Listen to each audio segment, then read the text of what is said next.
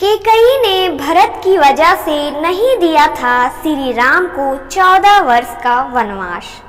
राजा दशरथ की तीसरी पत्नी कैकेयी भगवान राम से अपने बेटे भरत से भी ज्यादा प्रेम करती थीं। उन्हें राम से बहुत आशाएं थीं। जब कैकेयी ने भगवान राम से 14 वर्षों का वनवास मांगा था, तब सबसे ज्यादा भरत हैरान हुए थे, क्योंकि वह जानते थे कि माता राम से कितना प्रेम करती हैं। लेकिन आपको जानकर हैरानी होगी कि देवताओं ने कैकेयी से यह काम करवाया था। इसके पीछे एक रोचक कथा है। विवाह से पहले कैकेयी महर्षि दूर्वासा की सेवा किया करती थी।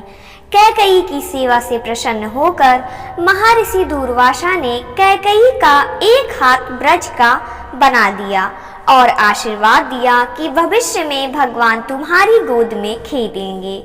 समय का पहिया चलता रहा और कैकेयी का विवाह राजा दशरथ से हो गया। एक समय स्वर्ग में देवासुर संग्राम आरंभ हो गया। देवराज इंद्र ने राजा दशरथ को सहायता के लिए बुलाया। रानी कैकेयी भी महाराज की रक्षा के लिए सारथी बनकर देवासुर संग्राम में पहुंच गईं। युद्ध के दौरान दशरथ जी के रथ के पहिए से कील निकल गया और रथ लड़खड़ाने लगा। ऐसे में कैकेयी ने कील की जगह अपनी उंगली लगा दी और महाराज की जान बचा ली। राजा दशरथ को जब पता चला कि कैकेयी ने युद्ध भूमि में किस साहस का परिचय दिया, तो वह बहुत प्रसन्न हुए और 3 वरदान मांगने के लिए कहा। कैकेयी ने उस समय प्रेमवश यह कह दिया कि इसकी जरूरत नहीं है, अगर कभी जरूरत होगी तो मांग लूंगी।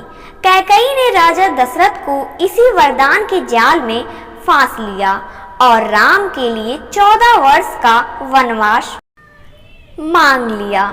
लेकिन 14 वर्ष के लिए वनवास क्यों मांगा, इसके पीछे कई राज हैं।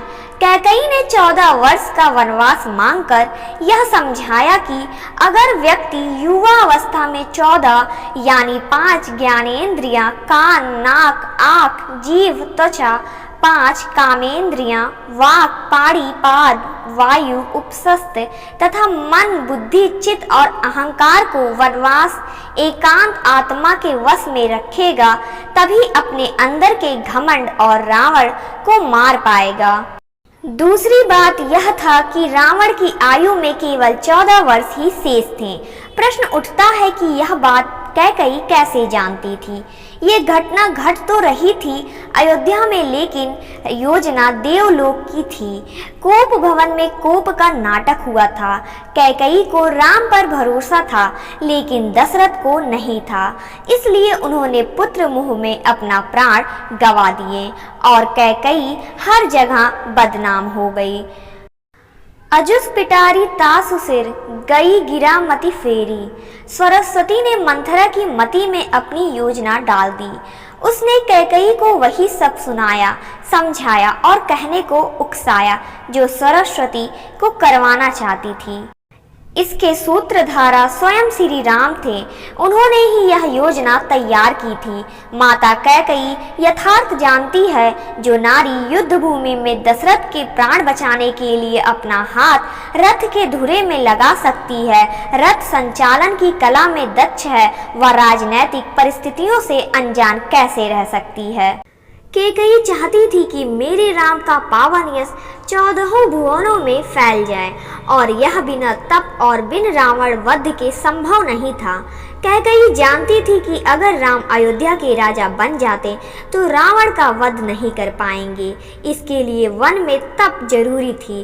कैकेयी चाहती थी कि राम केवल अयोध्या के ही सम्राट ना बनकर रह जाएं, वह विश्व के समस्त प्राणियों के हृदयों के सम्राट भी बने। उसके लिए राम को अपनी साधित शोधित इंद्रियों तथा अंतःकरण को तप के द्वारा तदर्थ सिद्ध करना होगा। देवलोक में बनाई गई इस योजना का केंद्र राक्षस का वध था।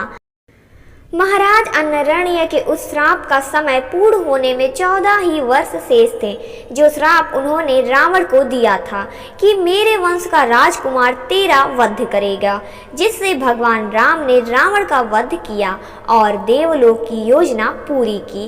रामायण और महाभारत दोनों में ही 14 वर्ष वनवास की बात हुई है। रामायण में भगवान को 14 वर्ष का वनवास भोगना पड़ा था, जबकि महाभारत में पांडवों को 13 वर्ष वनवास और 1 वर्ष अज्ञातवास में गुजारना पड़ा था। दरअसल इसके पीछे ग्रह गोचर भी मानते हैं। उन दिनों मनुष्यों की आयु आज के जमाने से काफी ज्यादा होती थी, इसलिए ग्रहों की दशावधि भी ज्यादा होती थी।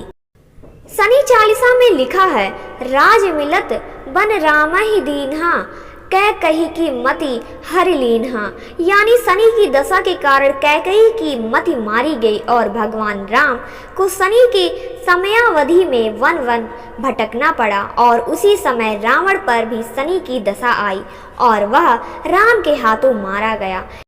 यानी शनि ने अपनी दशा में एक को कृति दिलाई तो दूसरे को मुक्ति। तो दोस्तों, आपको हमारी आज की यह वीडियो कैसी लगी हमें कमेंट करके ज़रूर बताएं, और अगर ऐसी ही वीडियो देखना पसंद है तो हमारे चैनल को सब्सक्राइब करें और बेल आइकन को ज़रूर प्रेस करें।